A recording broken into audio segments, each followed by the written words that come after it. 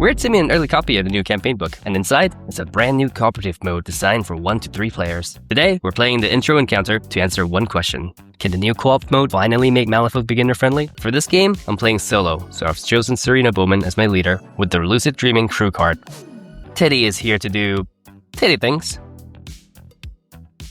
And the Insidious Madness is here to whisper terrible ideas into people's ears. Together, they cost 23 soul stones, leaving me with exactly 1 stone in the cache. I'm sure that won't come back to haunt me later. Before we start, I'm making one small change. This encounter normally has its own story, but since we're playing Serena and her nightmares, I wanted to tie it to the Tyrant nightmare. So for this game, every marker Serena investigates is part of a strange little game that the dreamer has left behind. Or at least that's what Serena thinks.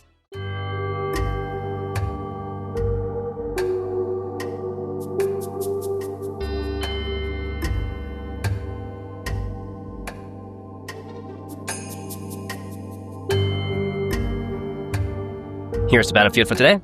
The goal is simple: remove the 3 strategy markers on the table. To do that, we need to use the interact action while we're next to them. Easy enough. Well, not quite. The marker at the far end is guarded by an NP model, a disruptor. As long as he's alive, nobody can touch that marker. That definitely doesn't look like a guild guard. The bad news doesn't stop there. This is a test after all, and every time we remove a marker, something new shows up to make Serena's life a little bit harder. So let's see how this goes. My crew needs to be deployed in base contact with the home base, so this is how we're starting the game. My plan is simple. Teddy and Serena are heading straight for the far marker. The Insidious Madness is going after the nearest one, and if everything goes to plan, we should be triggering our first event in turn 1. My entire unpack hinges on here comes Teddy getting a raise, so both Teddy and Serena can move in a single action. In Malifaux, beating a duel by 5 or more gives you a raise, which unlocks extra effects. I chose to flip for both models, and luckily, Serena flips a 4, while Teddy flips an 11. That means both Serena and Teddy gets pushed 5 inches up the board. Teddy then walks up twice so that I can charge into the disruptor next turn. Hopefully, I should be able to kill him and pick up the strategy as well. The Insidious Madness executes the second part of the plan. He walks, evading leave onto the nearest marker, and interacts, leading to our first event.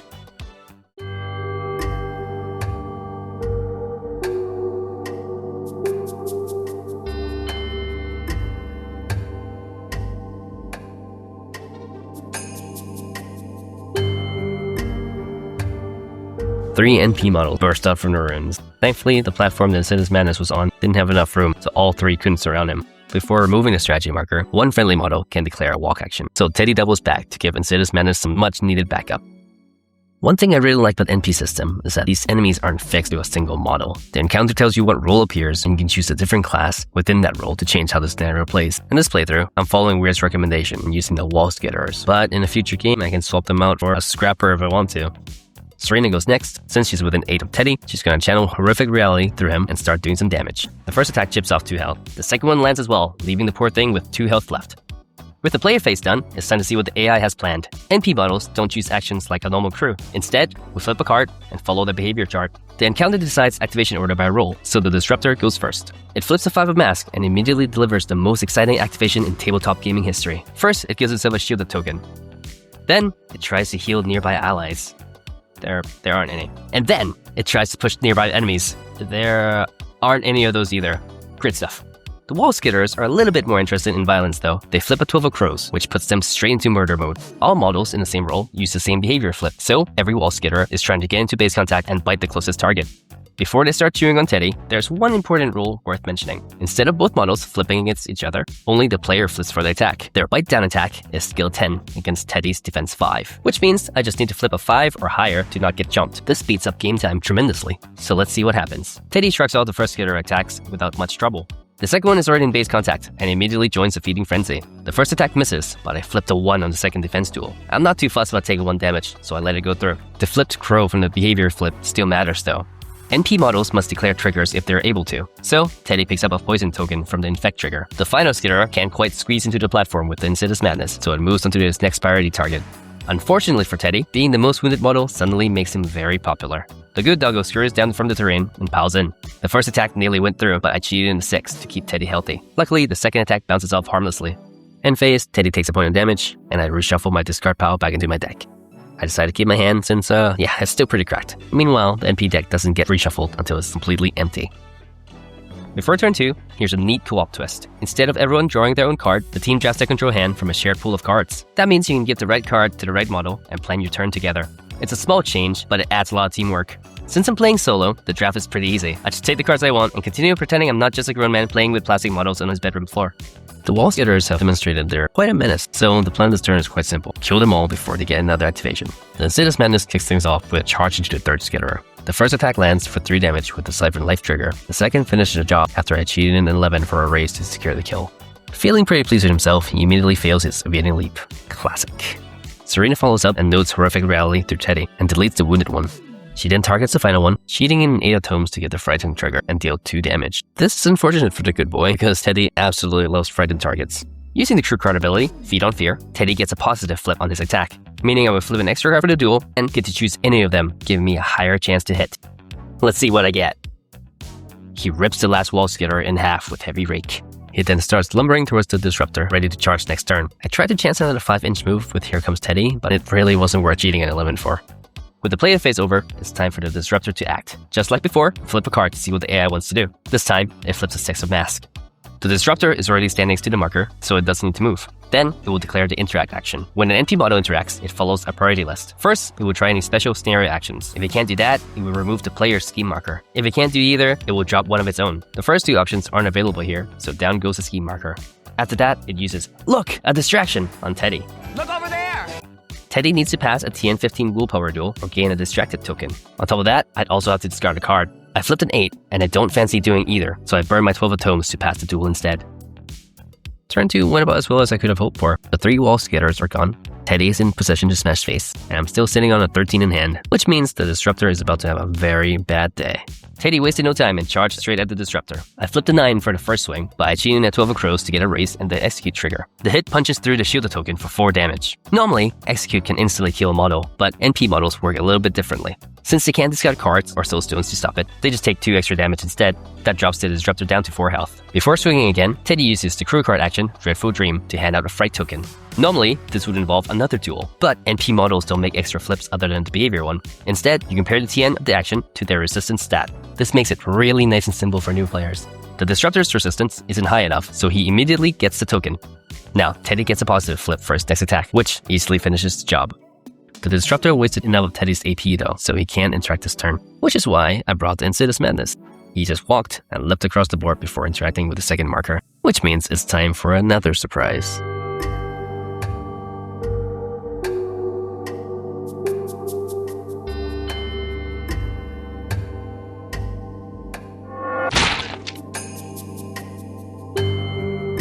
Not sure they appreciate getting stuffed inside a burlap sack. I'm sure Lord Trumpevets appreciates Serena's display of power though.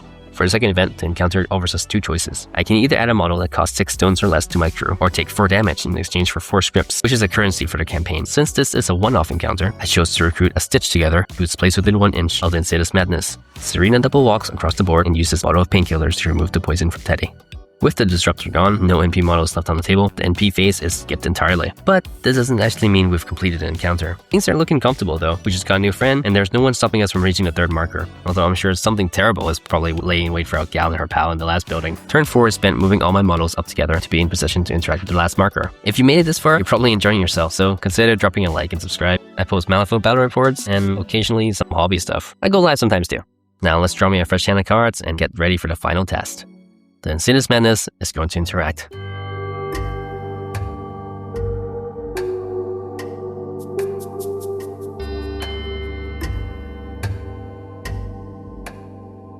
Well, he's not wrong. Apparently, reality manipulations includes access to other gaming systems. This is where co-op gets interesting. Some encounters can progress into entirely new phases if certain conditions are met. In this one, removing the 3rd marker spawns 3 firepower models, one being an elite version, and starts a countdown. I now have 3 turns to either eliminate them all or have all my models escape to home base. Otherwise, it's game over for Serena.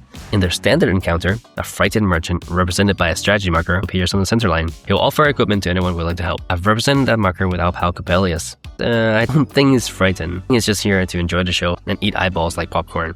Needless to say, I am 100% choosing murder. You might be wondering why there are 4 Hammer 40k models in my Malifaux game. Well, Co-op encounters only care about the role an NP model fills. The actual sculpt is entirely up to you, so you can use whatever fits the encounter. For these visitors from a certain grimdark future, I'm using the Rifleman profile for their base size and characteristics, which means they're still gunslingers in the rules. They just happen to look a lot more familiar to anyone coming over from another wargame. After the phase change, the encounter continues exactly where we left off, which means the Insidious Madness still had one action remaining. It immediately lashes out against the elite model. I flipped a 5, which is enough to hit since the resistance is so low at 9.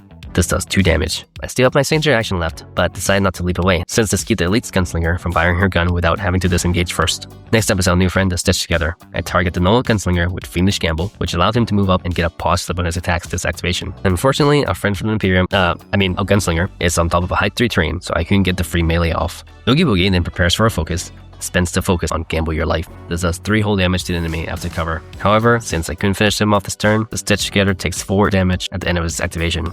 Ouch. I really need to get our enemies off the terrain to have any chance of dealing damage to them properly. Good thing I brought out big cuddly boy Teddy. He targets the injured gunslinger with Here Comes Teddy, flipping a 13 of crows. This moves the gunslinger off the terrain, causing him to take 1 damage, and allows Teddy to scooch closer along with the delay trigger for the slow token. We're going to try to do this again on the other gunslinger. Oh, would you look at that? Teddy really wants to play today. The red joker has a value of 14, and automatically gives 1 raise on top of any raises gained naturally. The gunslinger falls off the building into hazardous terrain, taking 2 damage total. The extra move gave Teddy enough movement to get into the range of the first gunslinger. I don't think the Emperor is gonna like what comes next.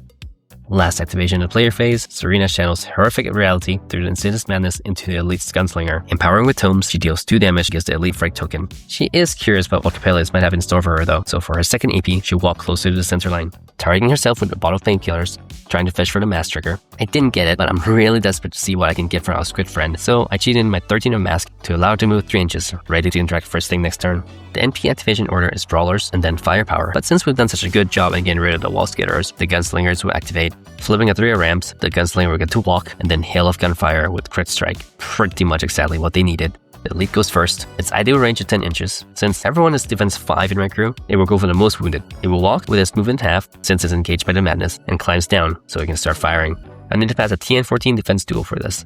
Well, that ain't good. The black joker is the opposite of the red and has a value of 0, which means bad things happen. The Stitch takes 3 damage, which leaves him 1 health. Thank God NP models don't get raises. The other gunslinger activates next. Since it can't see the Stitch Together, the target will be the Insidious Madness. It wants to be as close to ideal range as possible and opens fire. I flipped pretty low here, so I decided to cheat in the only card that I can to print the damage. Since the turn resets after the phase change, this brings us to the end of turn 1. We have 2 turns to eliminate the 2 gunslingers, which I think is doable, although I'd like to do the next turn so that our new pal survives to see tomorrow.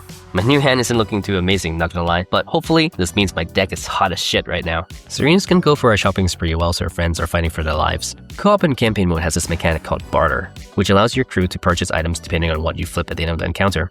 This one's a little bit special, since I won't be needing scripts to purchase anything. Let's see what Cooperative has in his bag. Hopefully, it's not just eyeballs. I flip a 5 of mask, and looking at the barter chart, it looks like Serena is about to go shooting.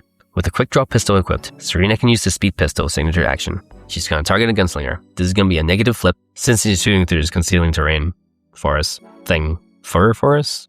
For negative flips, I flip 2 cards, and I have to pick the lowest one. Naturally, being a net flip, I missed, so I had to cheat in the highest card in my hand for a raise. But at least Serena has gone straight for the headshot. She didn't walk speed in base contact with home base and got the hell out of dodge. She might be immortal, but dying still hurts, man. Just the elite left, and I know exactly how to deal with her by giving her a good old hug from Teddy. He's already in range for heavy rake, so we can waste no time. I am powered, and my crew card gives me a double pause flip. Well, I did say my deck would be shit hot. This gives me 2 raises and the execute trigger, 6 damage straight from the attack, and 2 more from execute. Total overkill even with cover. The elite gunslinger just got the best and the last cuddle of her life.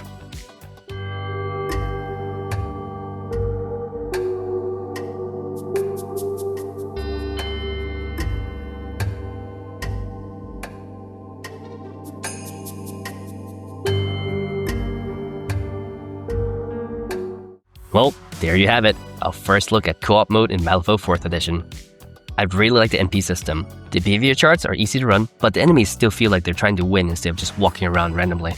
And if you want to add more chaos to your encounters, there are optional challenge rules as well. Flip a black joker, and your day can get much worse very quickly.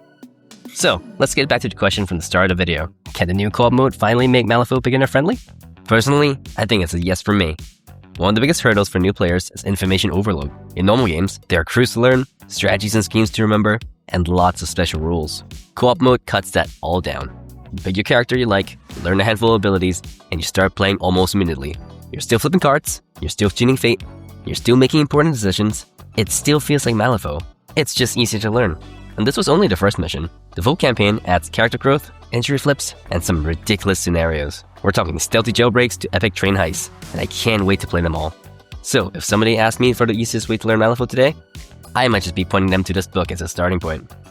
If you're interested in picking up a copy for yourself, Wyrd has given me an affiliate link you can find in the description below. Gen Con is coming up, and Wyrd usually has some great sales and limited edition releases around that time. Using the link doesn't cost you anything extra, and it helps support the channel, which means more battle reports, more strange experiments like this one, and to be honest, it probably means more Dreamer models than I realistically need. But I'm curious what you think. If you were teaching somebody Malifaux for the first time, would you throw them straight into a normal game, or would you start with co-op? Let me know in the comments down below. And if you're still in the mood for more Malifaux, I've put together a community make-it playlist featuring creators from all across the hobby. It's perfect for your next painting session, and it should be on the screen right now. Thank you Wyrd for allowing me to review Index to the Untold, and thank you for watching. I'll see you in the next video.